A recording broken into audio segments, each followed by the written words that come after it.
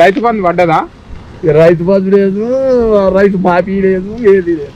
మరి ఇప్పుడు రైతు బంధుకి ఏమైనా లిమిట్ పెట్టాలంటావా? మరి లేదని వాళ్ళే బతుకాలు చెప్తుంటే నాకు ముసలా పేరు మీద 3 ఎకరాలు ఉంది, నా పేరు మీద 3 ఎకరాలు.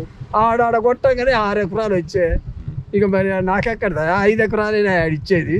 మరి పెన్షన్ వస్తుందా? పెన్షన్ లేదు, కిన్షన్ లేదు, ఏది రాదనే చెప్తే ఆజ్ఞాచరం వదులుకొని మరి ఊర్లో గట్ట ఏ 100 ఎకరాలు ఉన్నోడు కూడా అమ్మయ్యకు బువ్వ పెడతలేడని వాడతాడా 1000 రూపాయలు చేసిండు, 2000 చేసిండు. ఇక ఈ తప్ప వీళ్ళు వచ్చి 4000 ఇస్తామని ఒకసారి. మరి ఈ 4000 లేవు, నాకు 4000 లేవు. చూద్దాం పోయి పెళ్ళి కొడక, నేను 5 ఏళ్ళు అయినాక నీ తర్వాత ఏమని ఇచ్చుకోవని వాడు చూసుకో. మరి 6 పథకాలు ఎట్లున్నాయి ఇప్పుడు వీళ్ళు ఇచ్చిన కాంగ్రెస్ వాళ్ళే? కాంగ్రెస్ వాళ్ళే మంచి మనగానికి ఆ పథకాలు ప్రజలకు ఉపయోగమేనా అవి?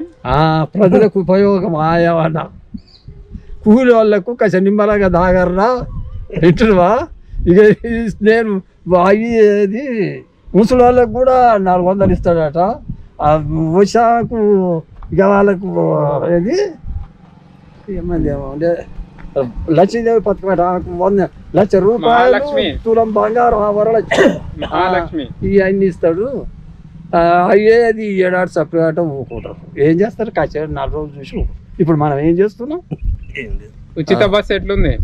ఉచిత బస్సు ఆడవాళ్ళు ఫ్రీగా పోతున్నారు బస్ మాకు వస్తాయి అవి ఉచిత బస్సులు. మాకు రావు, మనకు రావులే. ఈ ఊర్లో బస్సే రాదా? రాదు. ఇదివరకు ఉండే. ఇక మళ్ళీ ఇప్పుడు ఎక్కడి బస్సు ఆ బస్సు వాళ్ళకే సాతలేవాట. ఎప్పటి నుంచి వస్తలేదు బస్? మరి ఎన్ని సంవత్సరాల బస్ బంద్?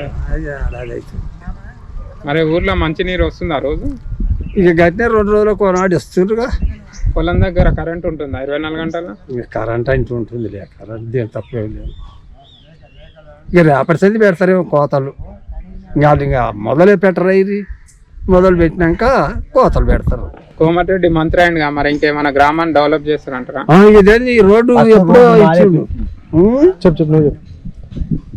ఇదంతా రోడ్డు ఇస్తారని చెప్పే 4 లైన్లు వేస్తున్నాం ఒకసారి అని. ఇక ఇస్తాడేమో. 2 లైన్లు అయితే ఇస్తుండొచ్చు. ఒకటి వస్తానికి, ఒకటి పోతానికి.